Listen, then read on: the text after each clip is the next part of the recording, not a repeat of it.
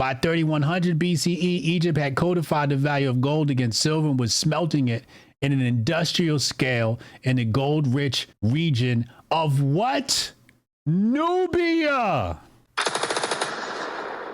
Shout out to Big Stretch. Pre-Columbian African contact. 3.1 metallurgic evidence.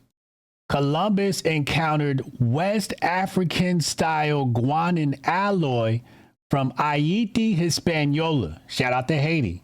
There's an alloy ratio of 18, 8, and 6 gold, silver, and copper, identical to West African Mandi metallurgical tradition, according to De las Casas, Historia de las Indias. Indigenous sources told Columbus what? Black men from the southeast. Las Casas Herrera Historia. General de los Hichos de los Castellanos, 1601. This is direct testimony of African. So the indigenous population said black men from the southeast. And I haven't even gotten into the David M. Hotep work. This is all from Big Stretch's work. Now we got that. We know the natives said some niggas pulled up and this is where we got this technology from. So I went to Google because you can't just trust Big Stretch. Big Stretch might be a black supremacist. So I asked Google, alloy ratio 18:8:6 gold, silver, copper. Translates exactly to 60% gold, 26.6% silver, 13.3% copper by weight. While this does not produce traditional carated jewelry gold, it is a scientifically and historically well-studied ratio for ternary precious metal alloys. The origin stems from ancient metallurgical practices and the natural chemistry of mined precious metals. In antiquity, humans did not mine pure gold. Instead, they mined a natural alloy of gold and silver called electrum.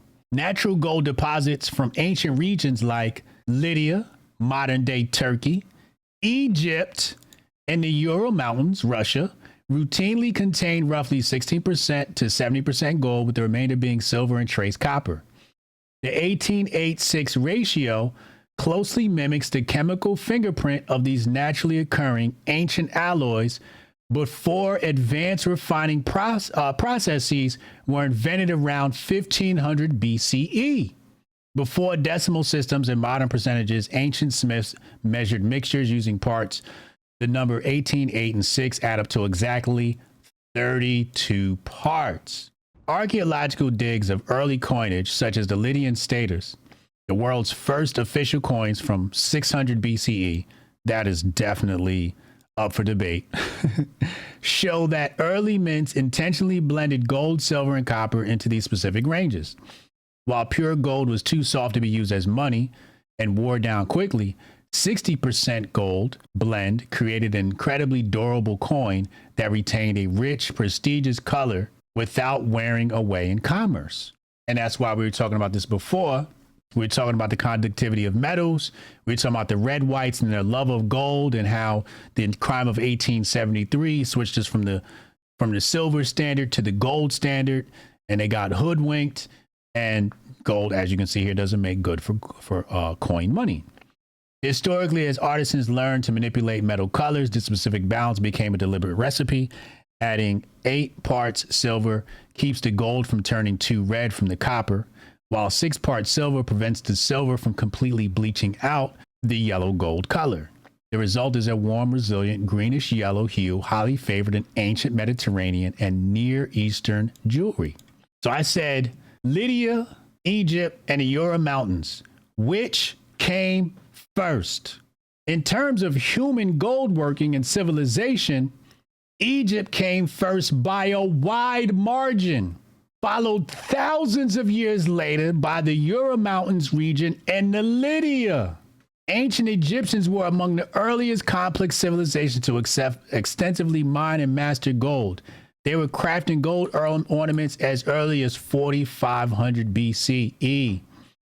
By 3100 BCE, Egypt had codified the value of gold against silver and was smelting it in an industrial scale in the gold-rich region of what?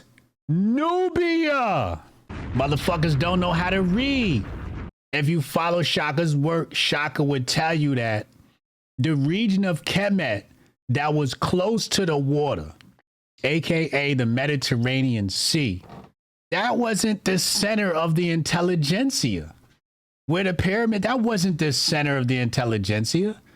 That's called an expansionist part of the nation. But the intelligentsia, the head, was in what they call Nubt or Nupti, N-U-B-T, aka Nubia.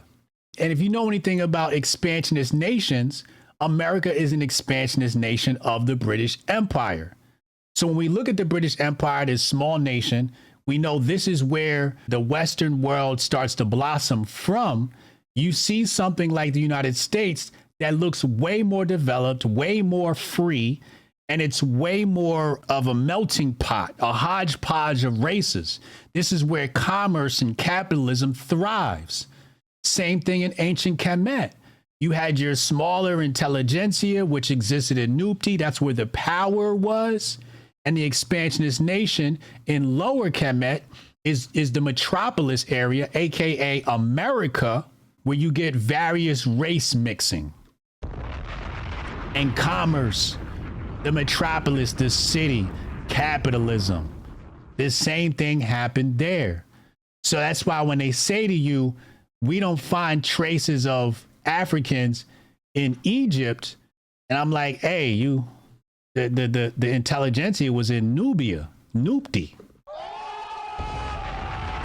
That's where the shit was going down at. It was going down in Nubia. Smelting it on an industrial scale was happening in Nubia. What does the paper say?